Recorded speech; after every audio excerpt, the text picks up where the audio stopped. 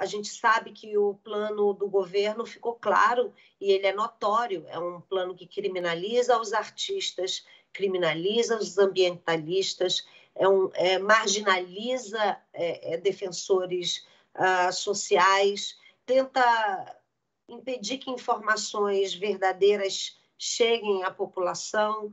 Então, assim, é uma luta inglória.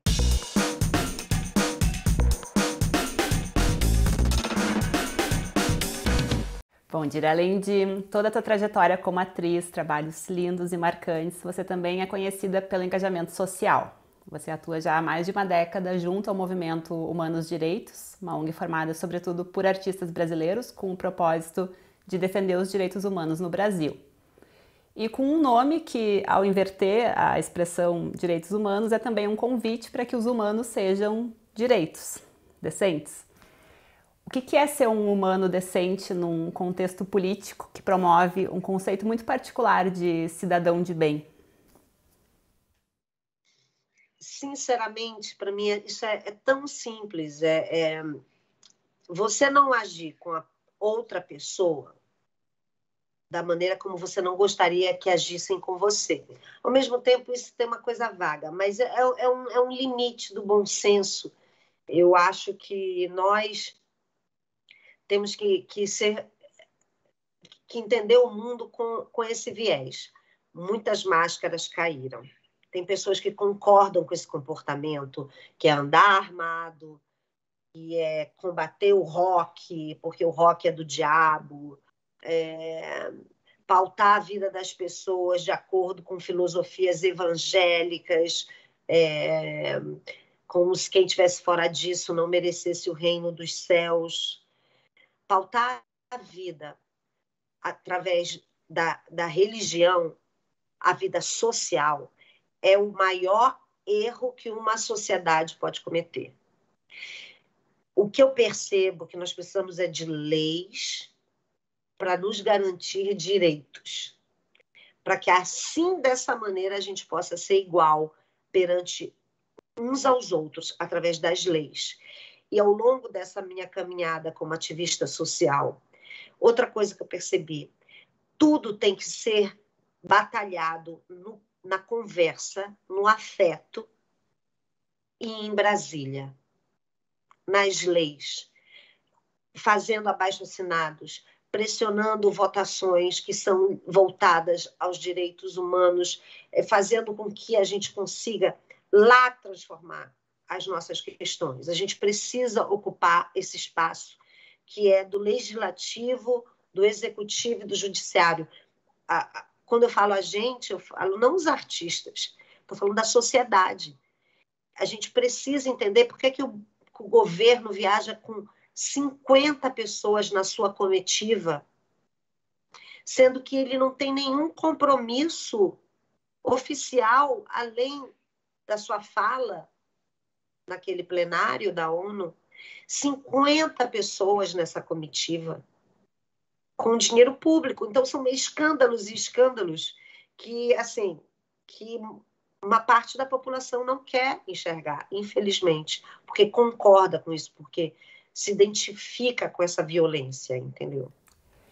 E só o conceito de direitos humanos, como é trabalhar com ele hoje no Brasil? Porque me parece que é um conceito que, apesar de ser um conceito global, formalizado pela Declaração dos Direitos Humanos pós-Segunda Guerra Mundial, tem adquirido conotações, às vezes, deturpadas. É um contrassenso. Eu acho que o mundo está consciente que o Brasil atravessa um reflexo de uma distopia, né? Uma distopia estabelecida e que fez com que... E a religião, de certa maneira, fez com que isso se agravasse de uma maneira muito difícil de fazer com que as pessoas consigam entender e não criminalizar pessoas que têm alguma consciência relacionada a direitos humanos. Então, estamos vivendo um confronto de valores, precisamos reafirmar conceitos, precisamos, mais do que nunca, estarmos juntos em torno desse sentimento de cidadania, que é a gente esquecer as fronteiras e nos unirmos, usarmos mesmo os meios de comunicação para que a gente possa se unir em torno de um bem social, que é resolver as coisas democraticamente. A democracia tem sido a nossa primeira razão agora dos direitos humanos. Antes a gente já estava falando de coisas muito adiante, agora a gente teve que retroceder e recomeçar a falar de democracia, o que é viver no Estado democrático, o que é combater a desigualdade de gêneros, a desigualdade social. Então, assim, o que é trabalhar em prol de todos, para que todos estejam bem. A gente sabe que esse não é um perfil do Brasil no momento. O Brasil está vivendo esse momento distópico que faz com que a gente não saiba também nem por onde começar, de tanta demanda que o país está tendo, com uma inflação altíssima, com um aumento que isso já tinha sido contornado, mas um aumento da fome. Então, você vê que a gente para de falar de problemas ligados aos direitos humanos específicos e começa a falar de problemas primários, que é a questão da fome. Não pode existir fome no mundo em 2021. Então, isso mostra que também nós temos uma incompetência social, porque nós somos tão brilhantes e nós somos um país, por exemplo, tão rico como o Brasil.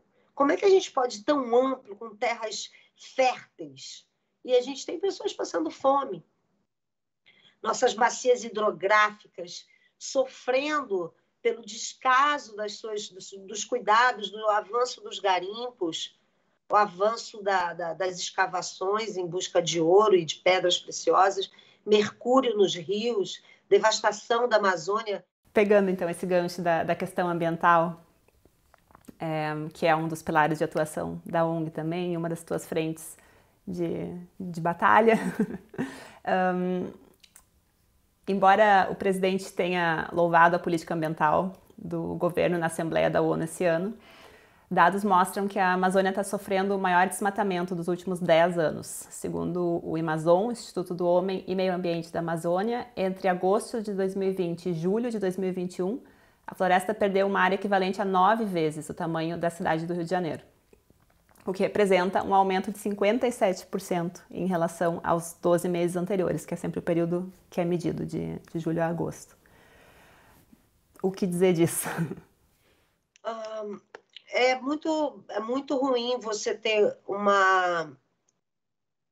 acanhamento, assim, quando você fala que você é brasileiro e você é responsável por uma terra tão linda como essa, e você tem números tão vergonhosos quanto esses. A gente sabe que o plano do governo ficou claro e ele é notório. É um plano que criminaliza os artistas, criminaliza os ambientalistas, marginaliza defensores sociais, tenta impedir que informações verdadeiras cheguem à população. Então, assim, é uma luta inglória. Mas a gente sabe que é preciso resistir, é preciso ter consciência do seu papel na sociedade. Então, eu diria hoje que os biomas estão sofrendo muitíssimo com as especulações, como eu falei, de garimpo, de madeira, de tráfico de animais silvestres, e isso é constante. E a gente tem que entender esse mercado, e ele tem que ser policiado para que a gente não possa avançar da maneira que a gente está avançando, em busca de uma matéria-prima que com certeza vai ser dilapidada e totalmente sem recuperação desse solo. A gente sabe que esse solo pode ser irrecuperável. E são matérias-primas finitas, né? Elas são esgotáveis. É uma pena que, nesse momento onde as conquistas tinham sido bem significativas para o Brasil, O Brasil estava num momento muito fértil e muito possível da gente ter assim, ser um país mais autônomo, vamos dizer, né? Um país mais não só de exportação de matéria-prima, mas um país de exportação de tecnologia também. E, infelizmente, a gente voltou muitas casas, porque os cientistas e as universidades também no Brasil sofreram muito com a postura do novo governo. E passando para a arte, o setor cultural tem passado por uma série de baques nos últimos anos, né? A extinção do Ministério da Cultura, a alteração da Lei Rouanet, a ameaça de extinção da Ancine e talvez o mais palpável de todos, o incêndio da Cinemateca Brasileira depois de os funcionários terem alertado para o risco real de incêndio. Vários artistas lamentaram profundamente o episódio em suas redes sociais, inclusive você. E eu vou ler um trecho de um post que você fez. O cinema brasileiro está de luto, a nossa memória de mais de 100 anos ardeu em chamas. Depois de tantos avisos, tantos pedidos oficiais ao governo federal, até pedidos para municipalizar a Cinemateca Brasileira, parece que o plano de destruição dos incompetentes que nos governam deu certo, só que não. Esqueceram que somos fênix e que sempre vamos ressurgir, mesmo que das cinzas. Como você vê a mobilização e o posicionamento político da classe artística hoje? Há impactos reais ou há consequências, talvez indesejadas? Você ser um ser político é você não agradar a todos. E a gente não está falando aqui de uma pessoa que tem escolhido um partido, não. Por exemplo, no governo de esquerda de Dilma Rousseff, nós fizemos várias manifestações contra a construção de barragens hidrelétricas como a gigantesca Belo Monte. Nesse rio Tapajós, que é um rio belíssimo da região norte, que fica no estado do Pará, está lá Belo Monte, aquela coisa gigante. Então, assim, nós sempre tivemos atuação relacionada aos direitos humanos, aos impactos que dizem respeito a afundar várias comunidades, várias aldeias indígenas. Sempre houve artistas que contribuíram para as causas sociais. Mas eu vi agora, principalmente durante a pandemia, um despertar da classe artística de verdade. Assim, quando vem a massa inteira, sabe? Um ou outro, infelizmente, discorda e, infelizmente, está do lado nefasto da história. Eu não tenho dúvida disso. Há um lado nefasto da história. Como essa pessoa que se diz dirigente da instituição Zumbi dos Palmares, como esse suposto secretário de cultura do Brasil no momento. Mas é bom também que a gente vê que as máscaras, a gente consegue ver as pessoas com mais nitidez como elas são também, que muitas máscaras caíram.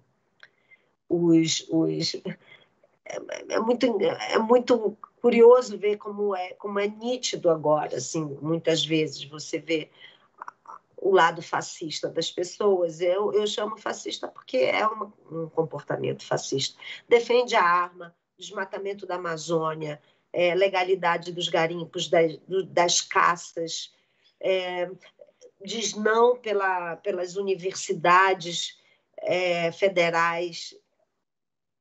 É infinito.